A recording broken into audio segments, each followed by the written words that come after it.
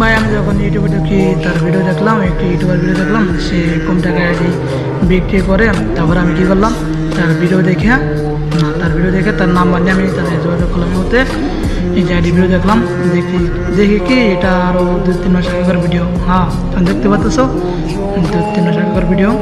তাই ভাই কইলাম এটা কত, সে বলছে 5,800 টাকা। তোমরা মানে বললো, তারে বললাম সে কি বলে তা তোমরা একটু দেখো। তার টাকা আগে ছিলাম আইডি কথা। আমার কাছ থেকে আইডি নিতে হলে আগে পেমেন্ট করতে হবে ভাই, তাহলে আপনি অন্য কোথাও যায় দেখেন। আমার কাছ থেকে আইডি নিতে হলে আগে পেমেন্ট করতে হয়।